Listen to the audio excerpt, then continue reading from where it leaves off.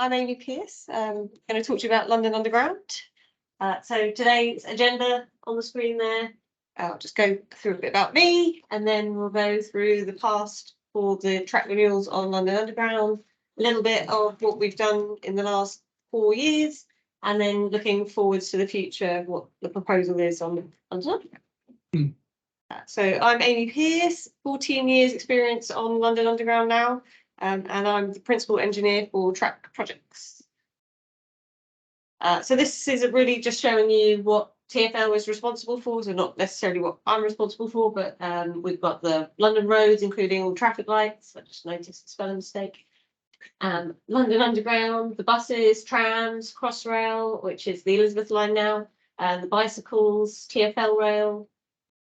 So we had some issues over COVID, probably no different to everybody else, but we had big funding issues, and now the funding from the government is coming to an end. So we've got to use fares again, but we obviously still have slightly fewer numbers of people, so it's a bit of a challenge, but we're getting there slowly. Oh. Okay. So the London Underground delivery partner has been Balfour Beatty for almost 20 years. It's been 20 years this September since their first renewal, and these are the different names it's taken. So we started with Metronet, moved on to Track Alliance, which is when I joined, and then Track Partnership, and now it is the Integrated Track Team. We like to come up with nice new names, which all basically say the same thing, but as the contracts get awarded, we have to brand it differently. This was the first ever BTR that Balfour Beatty delivered, Snaresbrook in September 2003. And as you can see, it's a slightly different environment to what you probably see these days on the underground or on any network rail sites. There was loose strip, so no panels lifted. We had people and machines super close to each other. There was no real awareness of the dangers working close to RRBs. Or working at height, as you can see the gentleman just standing on the train. We didn't have much in the ways of the technology that we have these days, just laser dozing and very few RRVs actually available to us.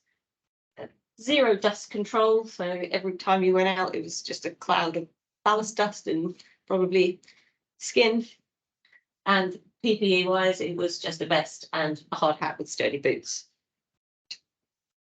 So 19 years later, we were back at Snaresbrook, and this was last year.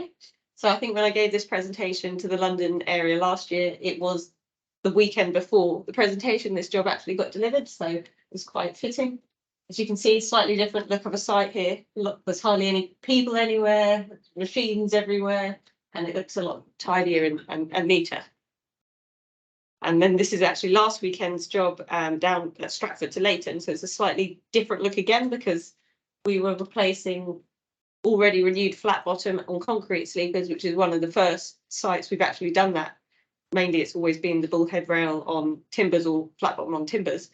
First site of replacing newish concrete. So I think they're about 25 years old in an invert, and there was just very poor drainage installed at that point. So all the issues that they had before came back to haunt us with concrete sleepers being completely eroded away.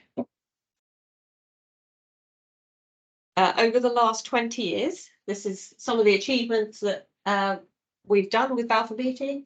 So we've done the 4LM speed upgrades, P&C renewals and remodels. So that's the introduction of the new train, new signalling system, and all the implications that's had on the track. That's been 90% delivered, I'd say now. There's a few teething issues to get it over the line. We started working on Croydon trams renewals as well. So within the last 5 years, they've started doing more Croydon trams renewals, which is a new one for us. A lot more constraints to deal with there as well. New one to do is PLU, which is the Piccadilly line upgrades. That is sort of taking place at the moment to bring the 24-stop trains in next year, funnily enough. And then also working with GBRF fleet for some parts of the network, which sped up our deliveries quite significantly. How we've changed over the last 20 years. So we've gone from bullhead rail on timbers to flat bottom rail on timbers to now flat bottom rail on concrete or on composites. And as a standard, we do undersleeper pads on all concrete sleepers, but not on any composites. Our sleeper spacings have changed from 710 mil down to 650, and now we're about 600 mil spacings. All the components have changed, so we've gone from keys to E-clips to fast clips. And then conductor rail wise, ceramic pots are gone, and now we do rehab pots with composite conductor rail in some locations as well. Formation wise, geotextiles are sort of a new thing. They didn't really have them at the very beginning, but we've introduced geotextiles more. Sand blankets they were at the beginning, and now we've phased those out. We're going towards replacements with geotextiles. Not 100% convinced yet that it does everything a sand blanket does, but we're going with it because it saves time and money. GeoGrid and GeoWeb as well for the PNC or stiffness transition areas. With the PNC works or S&C, it's electro-pneumatic points are coming out, electric points machines are going in. We've got Shorelocks and Unistars currently approved. I don't believe there's any appetite for finding another one at the moment. We're just getting our head around Unistars after 4 years now.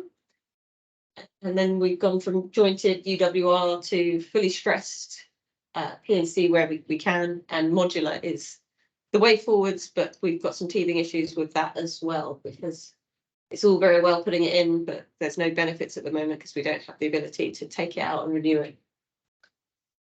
Delivery wise, we now have a dedicated RRV fleet for the network, PC138s, dozers, the bendy booms, and the PC118s, as well as now a Kiro crane and some tilting wagons, which are yet to be used. And then much better welfare and logistics on site as well. Some lovely pictures here, so you can see the difference between these slides were put together, and then I've added in some extras because additional things have happened since.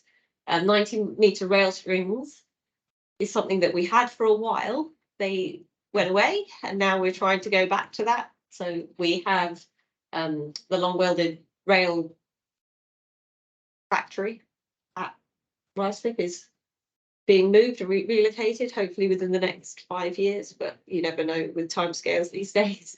And then we'll get back to having 90-meter strings rather than bringing in 90-meter strings, cutting them into 18-meter lengths, and then re-welding them in the long welded rail shop, which makes no sense.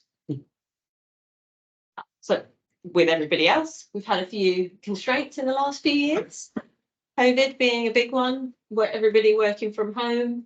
So lots of people on furlough. We had a big reduction in staff availability and resources, like the whole world did, which then condensed our design and delivery timescales because programs were changing every week. I think I spent the first 4 months redoing programs and redoing delivery plans and design programs. It was, an interesting time, but we did still manage to deliver some works.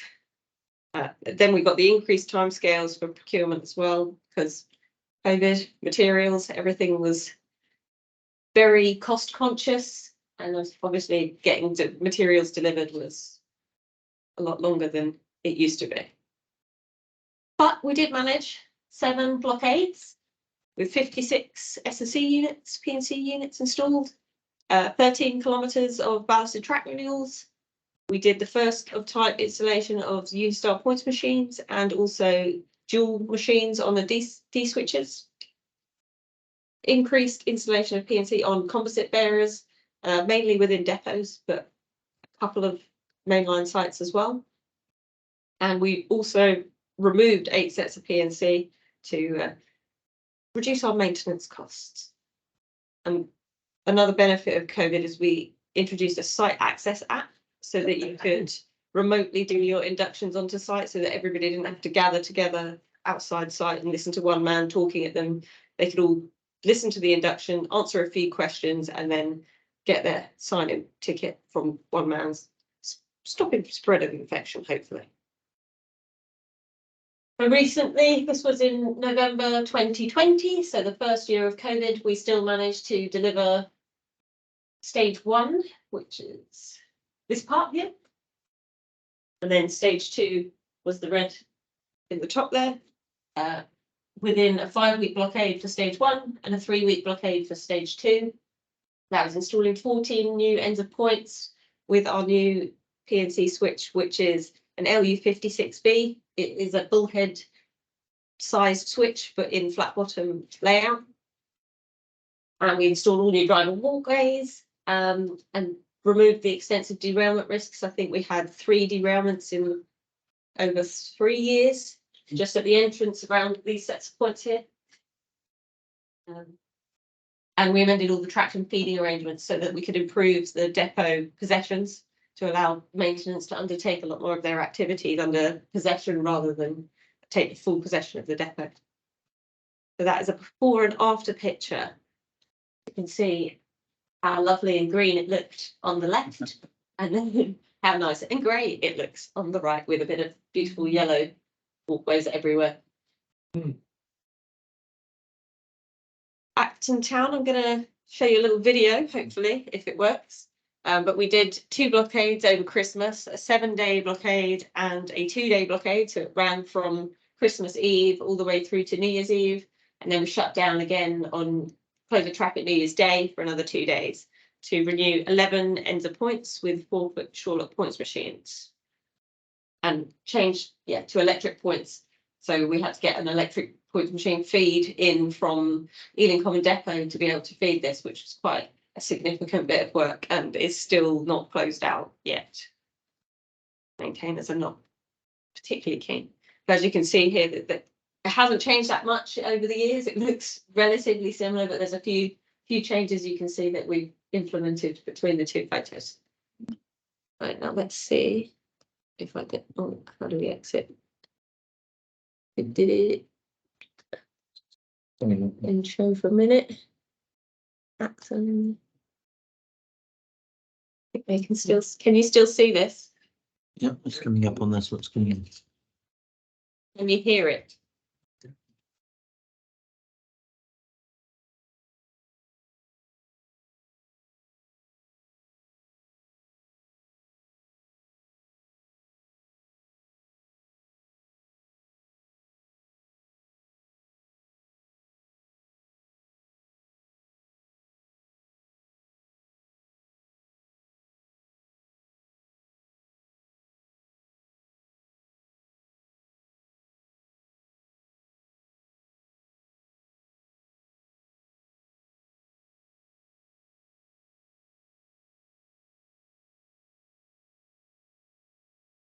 Um,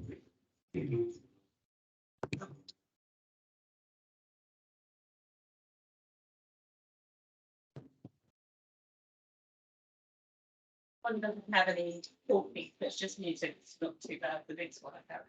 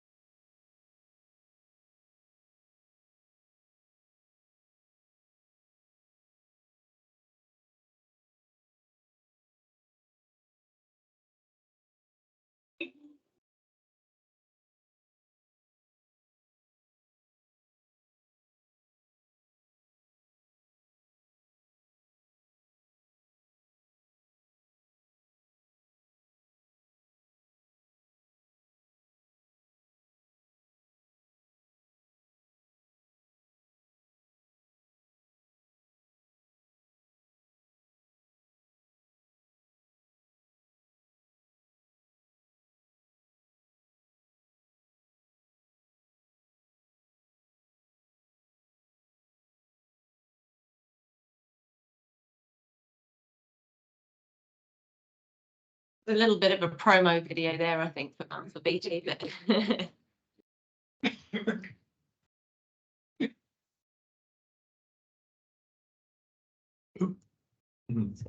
it's back.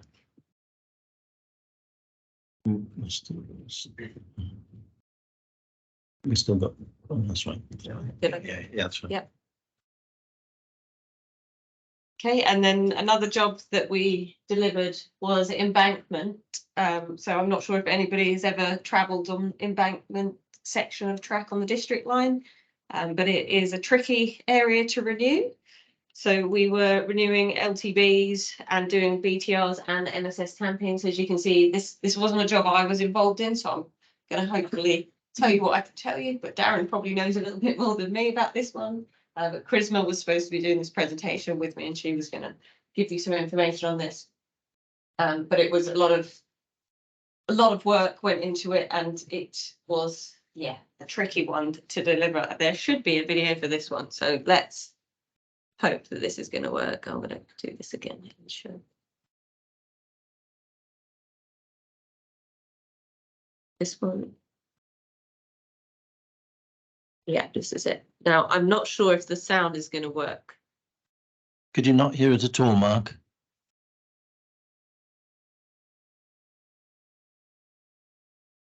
No, not the video, Jeremy. Could hear the presentation, but not the video.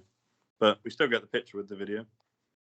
But this one's more important for the sound. I'll try and move the microphone under the. Yeah. Okay.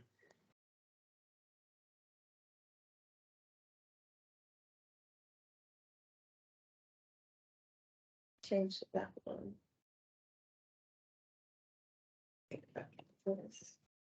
Try.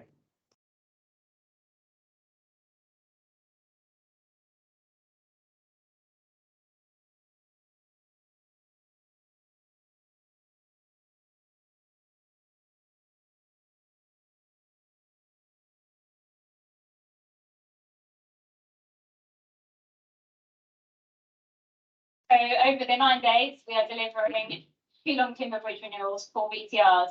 We're doing some closeout works for the ITT as well as MSS stamping.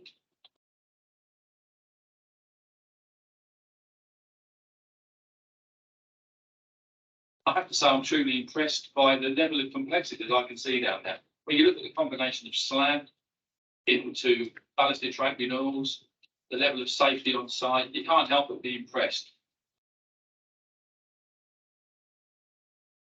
The job is going well. We've had a couple of early issues in the programme, but the guys have recovered the programme and we're now delivering our revised scope. Yes, we've had some issues. We've had some great learning points through it. That's what good. But the important thing and the most impressive thing for me is that people have reacted to that, taken the challenge on.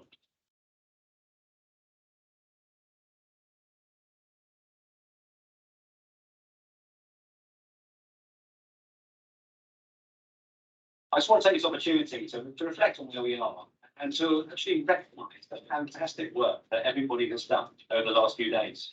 There's no question we didn't want to be where we are, but the way to respond to challenges is the ultimate test of a great team. And I'm really proud to say the team have raised their game, responded to what has been a very, very difficult situation. So thank you.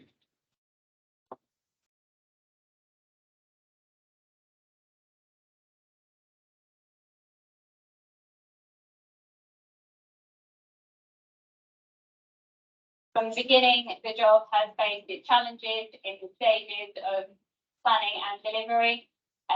The team have worked really hard together to collaborate with their knowledge and skills to overcome these problems. Proud to be part of the ITT just for our teamwork and our team spirit. Just like to thank everybody for their hard work over the last 10 days. It's been a really grueling 10 days, probably the hardest 10 days I've seen in my career for the integrated team. So thank you all very much.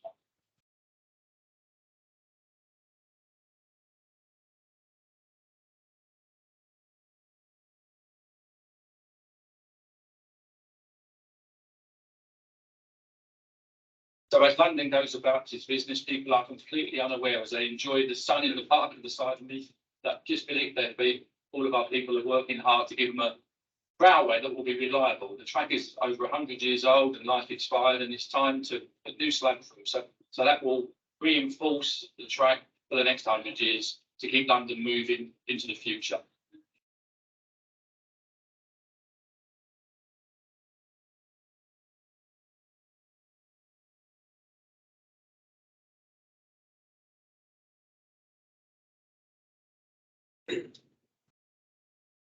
This is a little bit of information about the video. 12 different types of beams with varying spans and directions because of all the different structures that we've got underneath at embankment. We had limitations for the depth, so the slab was quite a small slab. We've got lots of reinforcement in there, which you could see in the video. It's quite a lot of steel going through it. And obviously, I don't know if you noticed when the machines, the RRBs were working, clearance that they actually had from the beams of the RRBs to the ceiling was very tight, which had big time implications as well. I think they had some issues with concrete going off as well. Even though it was the summer when they did this job, it was not as fast as they would have liked. We also delivered Ruislip Depot works, areas 1 and 2. This was in November 2021 and also March and January 22. It was a 3-week blockade and then following a 9-week blockade. So we did life expired infrastructure remodel for 2 areas of the depot. P&C within area 1, we reduced it from 6 sets to 2, but we also managed in that to increase the stabling availability. And 9 new point ends in area 2, and all LU56B as well for these ones. So the bullhead sized switches, but in flat bottom rail, new buffer stops and new drivers walkways and a storage compound.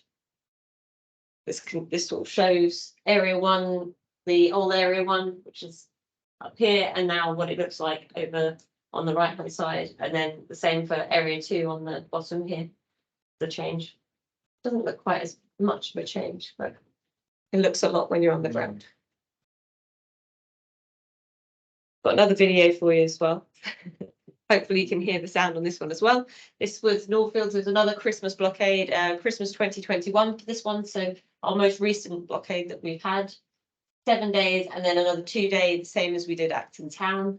10 point ends, all with Unistar points machines this time. And it was the first of type installation where we did a D switch with the Unistars, which had 2 Unistar points machines to feed it rather than a single one. Again, all new power supply for this as well. So apologies for this, everybody.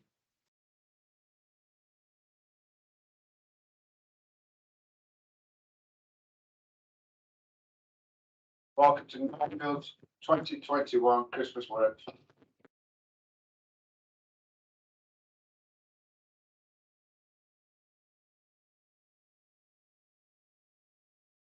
So it's an opportunity again for London Underground and Alpha BT to have a blockade during Christmas.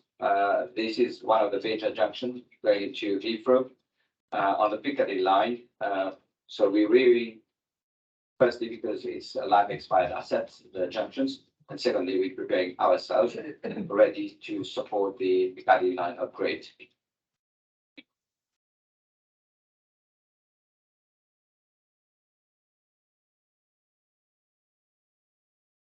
The critical work includes signaling, power upgrade, and power installation. We've done the upgrade in the substation, install a lot of cable bridge, CRMS, some ATS machines in the substation, 10 set of points. So 8 of them are part of the track program, and 2 of them are part of PLU.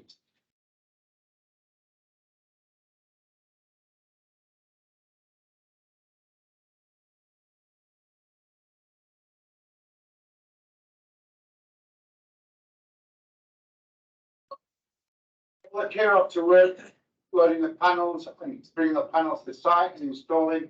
We've had to gap the bridge with scaffolding. That was very late in the program. We had roughly 3 to 4 weeks to get the design, materials and everything in place. The headers panel, the value of the scissors was over 20 tons. So obviously we need to make sure that structure is safe to deliver our job.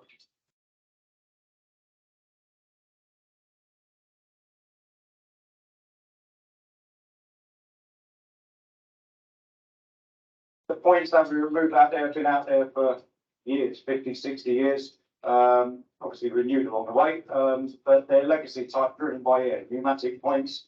These now are the new circuitry, detection circuitry and drive circuitry for electric driven points. This is the first time that we're installing Unistar on long switches, which means they need a secondary drive.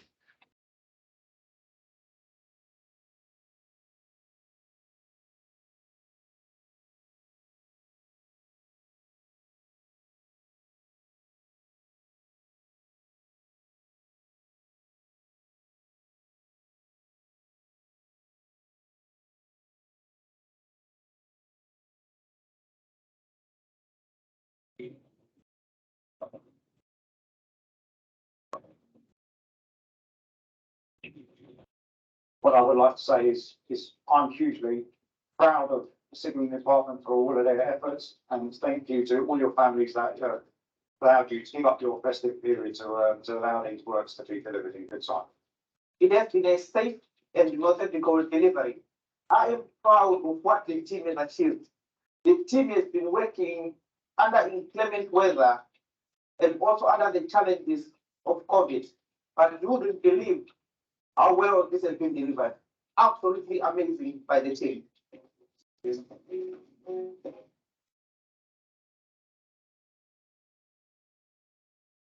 That is the last of my Balfour Beatty promo videos.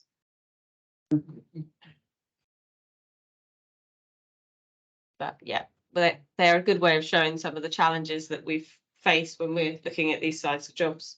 One that isn't shown on that video is there was a slight issue with the ballast depths that we had around the set of points over here. When we did know that there was going to be some problems, but we didn't realise quite the extent of the problems until we came and did it. We had proposed full concrete layout through that section, and there is a pipe crossing that runs all the way along. It's a Thames water sewer. When we did the measurements, we thought we would be okay, and then they decided they wanted to lower the tracks through this section so that we could get the Kiro underneath that bridge. And we hadn't taken that into consideration when we did the original assumptions to the post-design assumptions, and yeah, we didn't have the space to fit a concrete bearer at all.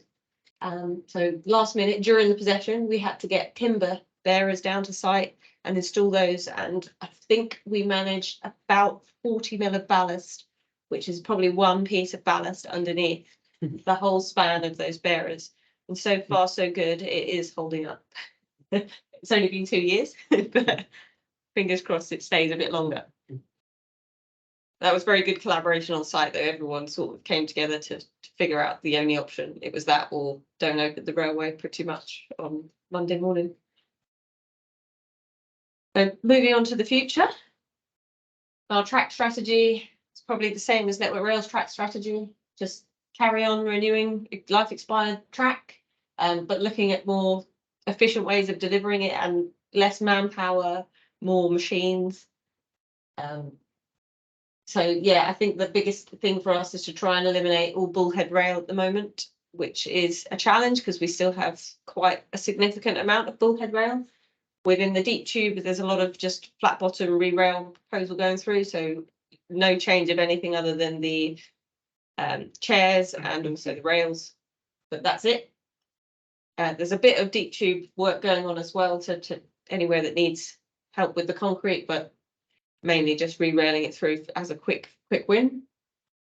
With the ballasted track renewals, obviously we're looking at how we can modularize things or how we can use the new Kiros if we can use them. And then looking at inspections as well. So we've recently had the change of everything to be on nights, so I think that's bringing a different challenge to us. But yeah. So as per everybody, we want to do more and we want it for less. But as we've started this 20 years ago, and when we gave it to Balfour Beatty as a contract, it was you sort of pick which sites you want to do. So they chose all the easy ones first. Threw the meterage out, used the GBRF fleet, did 400 plus meters in a weekend, and now every site that we have has challenges. Obviously, they're the ones that nobody wants to touch for a reason, and it means that the meterage we can deliver in a weekend is a lot less, and the sites are therefore a lot more expensive. But obviously, we're driving them to try and make it cheaper and get more. It's a struggle. Value engineering is obviously a big one for us. We need to try and save money. So if we can engineer something in a way that makes that possible, even better. We're trying to reduce our spend profile. And we're working closely with maintenance to make sure that we're delivering the right projects. So we've been quite upgrade focused in the last few years with the 411 project, which is all of the subsurface railway lines, Met line, district line, circle line. Now we're trying to go back more to a condition-based approach, but getting that information from the maintenance teams isn't always that easy. So we're trying our best with all the ATMS kind of modelling that we've got, and doing site visits and getting the maintenance reports back from them as well. So we're trying to have the engineering team lead that, gather all the information from a desktop study, and try and drive the sites that we renew. There's still some upgrade driven renewals as well because of the Piccadilly line upgrade, which is about to really kick off in style, which is driving some of our P&C renewals, which I'll go through coming up. And sustainability is a big one for us as well. I'm sure it's a big one for Network Rail too, along with the carbon reduction. We're trying to look at how we can reduce carbon footprint on ballasted track renewals and deep tube. It is a challenge, but I think it's starting now, and hopefully by the time 5 years down the line, we'll be doing a better job. And I've also mentioned on there that the track renewal partnership contract comes to an end in 2025. So March the 31st, 2025, that partnership with Balfour Beatty currently comes to an end. So we'll be looking at whether or not to extend or to go out to tender for a new contract, or not sure what TfL's plan is, but they're thinking about it. They've got 18 months-ish probably to make a decision to get a new contractor on board. I'm not sure we're meeting the speed that we need to. It's deja vu from the last time it happened. These are the future projects that we've got. Part of the Piccadilly line upgrades, we've got Cockfosters depot, the entirety, so everything you see at the top, it needs to be renewed within the next 6 years. And it needs to be done while maintaining the depot operation. It's not going to look anything like that at the end. I haven't got a final scheme because they don't have a final scheme yet, but it is in progress at the moment. And then the same for Northfields at the bottom. So we've done all of the P&C down at the main line. And then this stage is the 9, 10, 11, 12 points and 8 and 7 points on the main line. I think those are the next big ones to go, but all the sheds are in the pipeline as well. So I think that Northfields is 2030 completion. Those are following year, but just as much work. And then mainline big P&C renewals, we've got the Cockfosters, as I mentioned earlier, we've got some mainline P&C that's going to be done in the next 5 years. One that we've been talking about for the last 10 years, Aldgate Junction. Every time we look at it, it's too difficult, but now we're getting to the point where we can't keep putting it off. The aim is 2026. Yeah, 2026 is the new proposal for that to be delivered. We've got challenges because the slips that were in there at the moment, we won't be putting those back in, but operationally they want to have exactly the same flexibility as they have now. But when we look at the footprint there isn't the space. So there's some compromises that need to be made, and the added issue of the signalling upgrade, meaning they want 32 TPH, whereas at the moment I think they get about 28. So we've got some challenges, and we are looking at that design again for going to go with the 10th iteration of an option. Hopefully we'll get to one soon to be able to actually deliver that in 2026. Again, that's slight issue is it will be about a year after the new delivery partner comes on board. So it's a big job for them to go straight into for delivery. Armors Grove, so we've got part of that to be delivered next year, so 23 points down. Here is the only one that we will be delivering next year, and then everything on the other side has to be delivered in one big lump again. So they're looking at a 3 to 5-ish week possession potentially needed for that one. They haven't got a delivery date for it at the moment, but 2027 is being forecasted. And then lastly, Hammersmith, which is the easier one of the 4 really. It's part of the Piccadilly line upgrade still requirement, but they're all Bs and A switches, so it's quite nice and small, and it looks a lot simpler and neater than the rest of them. But that one is 2025 delivery, so that will be the first PNC delivery of the new contract. Anybody got any questions? Back to talk. Right. I just need to make sure the people at home get a chance to get involved with this. I haven't got Philip Holborn here to monitor this, and so if you want to have a question from home, please type it into the thing and I'll see it and I'll come to you. So bear with us. I need Phil really, but you'll have to make do without him tonight, I'm afraid. So we'll start with the room. So, David. Yes, thank you for that presentation. It's very illuminating.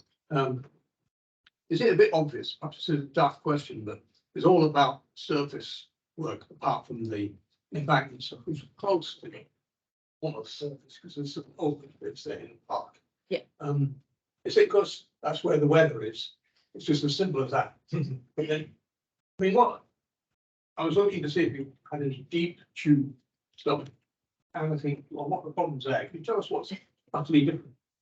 So deep tube, obviously you've got more space constraints issues, and concrete is the big one. Concrete curing times is our massive issue for the deep tube. Balfour Beatty as a delivery partner haven't really been involved that much with much of the deep tube. They've got a couple, which I didn't talk about, but Darren is probably better to talk about than me, because I don't get too involved in the deep tube stuff because it's not really my forte. I mean, the working conditions must be dreadful. Heat. Ridiculously hot, and then sometimes they put heaters down to try and make the concrete cure quicker, and they put the blankets over as well to improve that. I think Walthamstow was the first big one that we did. Yeah, and then the Delcore layouts at Paddington, Camden, and where else did we do Delcore? But that's where we used the heated blankets and the nodes that gave you the strength, so you could do strength calculations. Yeah. So we had to hand back 30 newtons after 3 hours and hand back full strength within 6 hours of pour. But you're right, I don't think there's the investment in deep tube S&C, PNC, because it's 3 times as expensive as plain ballasted.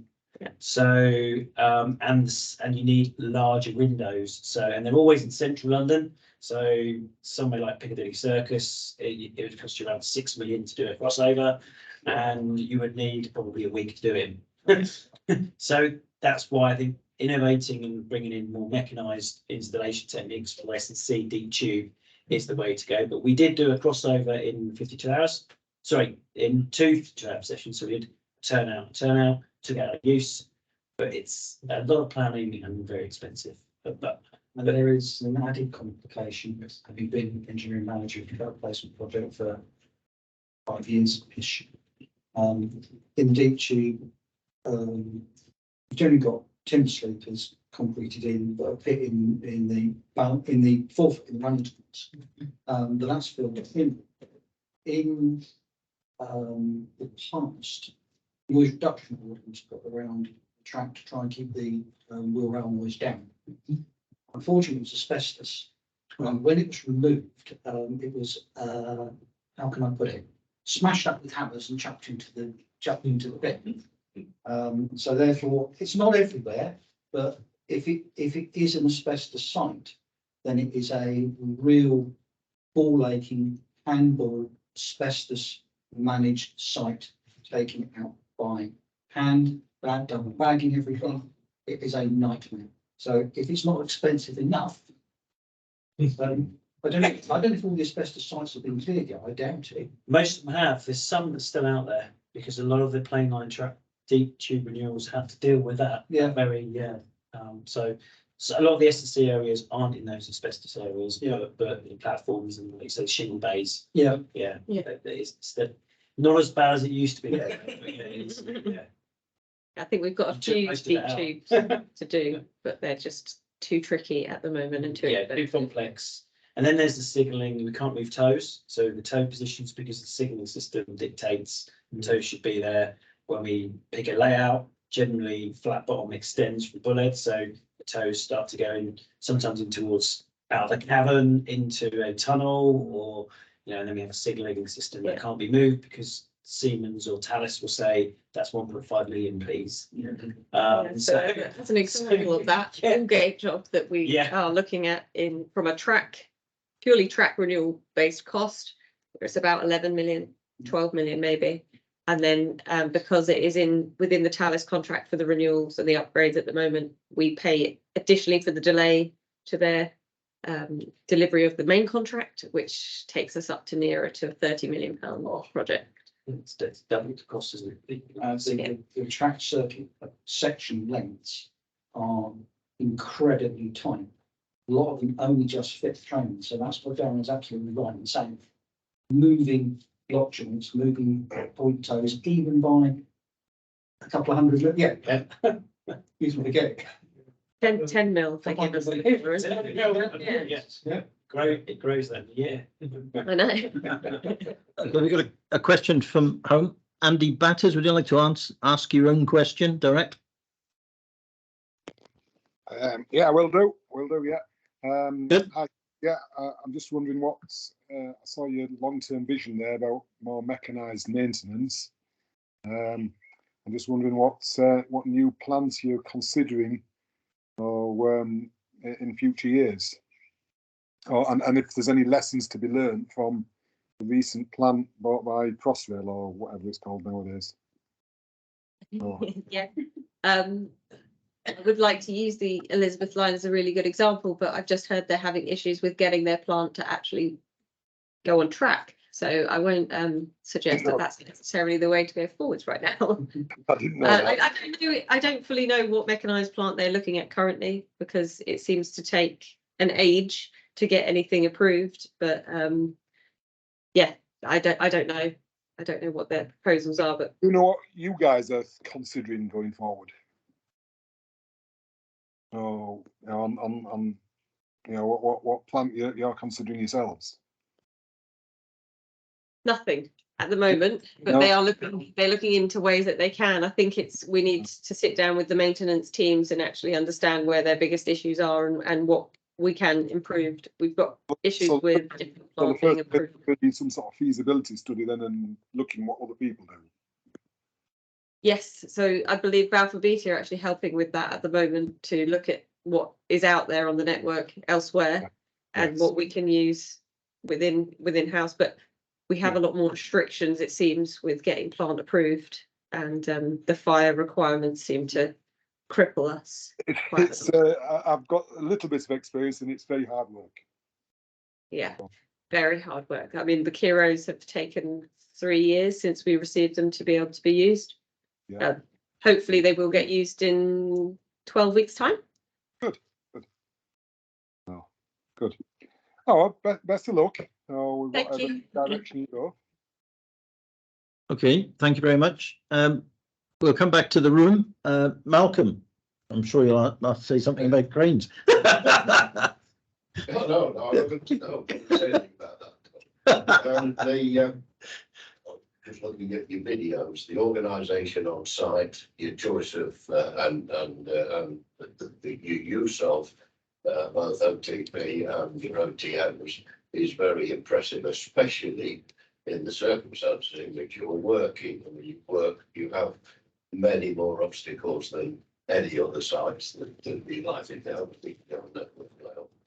Well, one question I would like to ask you, though, there always seems to have been a problem on LUL concerning your motive power to get your work trains to site, mainly because of the capacity of the motive power.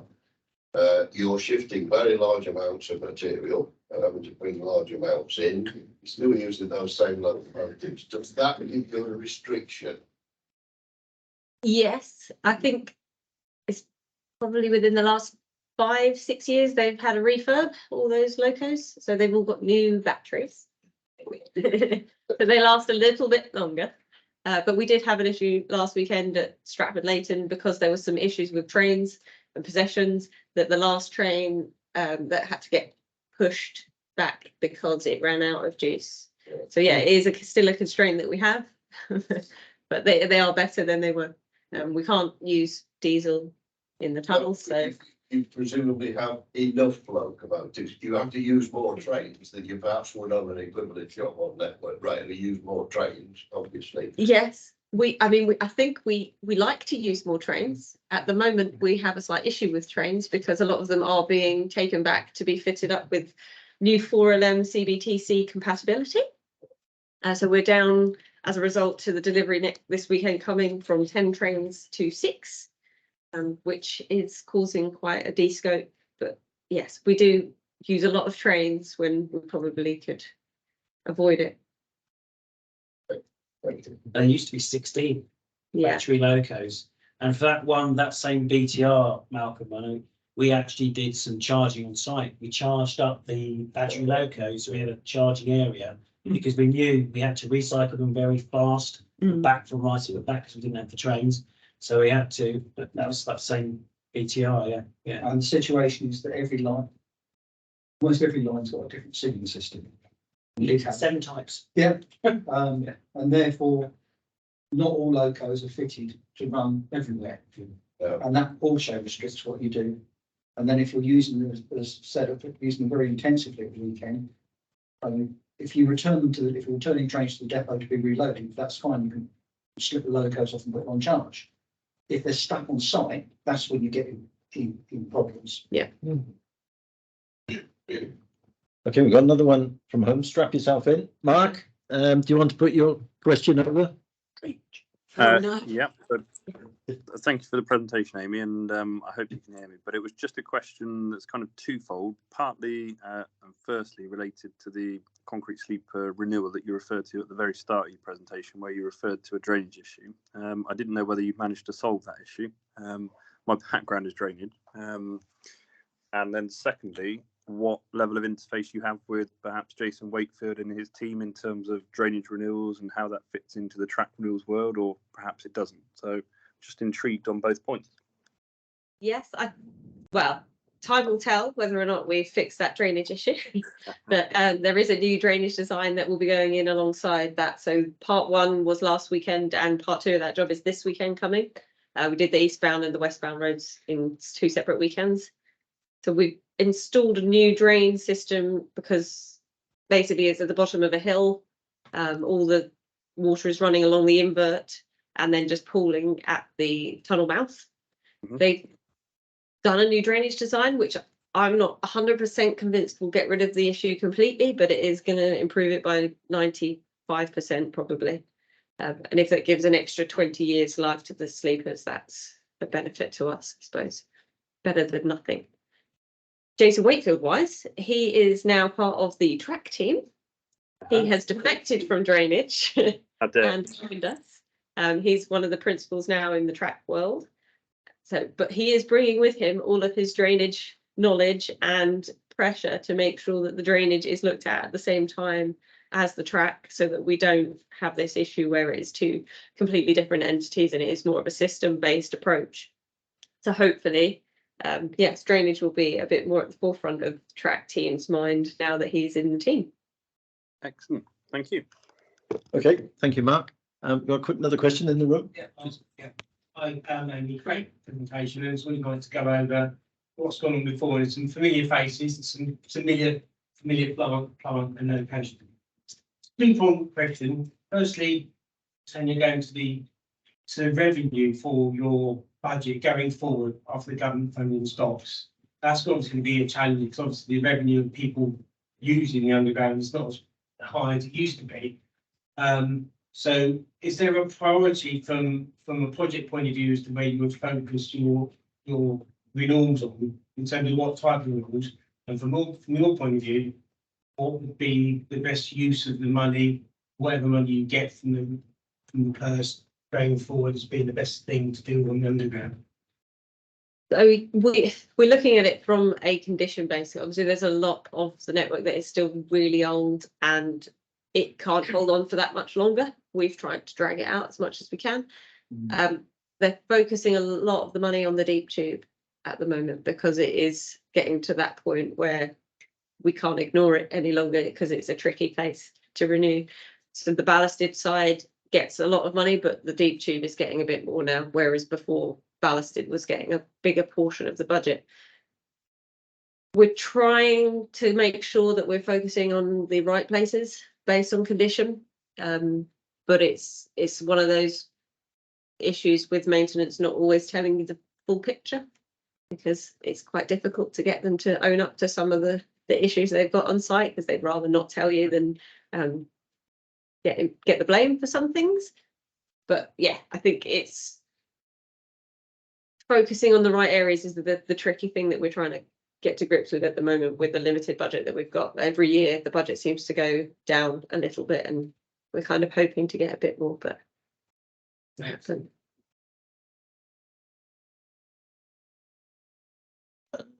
Oh, this. Yeah, sorry. Regarding the third and fourth rail, there seem to be in the new S&C lots of small pieces of fourth rail, but they all get wired up because they do produce a lovely surface across all S&C, and then probably somebody has to dig it all up, put some cables in. yes. Yep, everything gets cabled up. So every piece of conductor rail you see out there is doing a function. If it's not going to be cabled up, we don't put it in. Because if you put in unelectrified and somebody comes out to test, then they test the wrong piece, then we can come up with some issues. So yeah, anything out there is electrified. If it's not used. It does cause issues with cables. There's a lot of cables, and then when you come to tamp the track as well, to have actual beds that you can tamp in is virtually impossible through some sections. But we've got to put small bits in to be able to not gap trains as well. We've lived with a two-edged sword there. Presumably third rail is renewed every time it's worked, is it? No. It's not. In the S&C, yes, because it changes quite significantly. Like the old S&C had a lot of rails that went across points machines, which is not allowed anymore. So we have to change all of that. But in the BTR world, no. Yeah, unless it is exceeding class 2, then we won't renew it. The expectation is the maintenance team should be keeping it to scratch. It's a quick question about balance of track renewals or track conditions, say, versus track renewals for projects. It seems like there's been a lot of project work for upgrades. Mm-hmm. And over the last sort of 5 years, that's where most of the money is. So it's all investment, it's for upgrades and projects and resealing and stuff. Do you think that track condition led track renewals has now sort of taken second to that, and there's an issue where there could be a whole backlog of track renewals needed? And if so, what's being done just to keep the track condition up to safe levels? To heavy maintenance work and refurbishment work going on? Yes, so definitely the case. And we've, in the last 2-3 years, we've tried to steer it back towards condition based because these big projects have the money that they can provide for us. So we spend the time doing the big project works. But I guess on the same side, the big projects come in, they bring in heavier trains, more TPH. We need to renew the track to make sure it will last seeing that traffic as well. So we have to do that, but then we have to keep the life of the asset as well in the other areas. Our new focus is to try and manage that a bit better to make sure that we are concentrating on the condition based and only focusing on the upgrades where the condition is also dictating. So we've had some requirements from the subsurface upgrade team to increase the speeds, and that meant a BTR is required. But when we looked at the cost of doing the work versus their annual benefit, we said unless you're going to pay for it out of your project, we're not doing it because it's going to cost us nearly £1 million and you're going to see £60,000 a year in benefits. It's not worth it. Yeah. So we are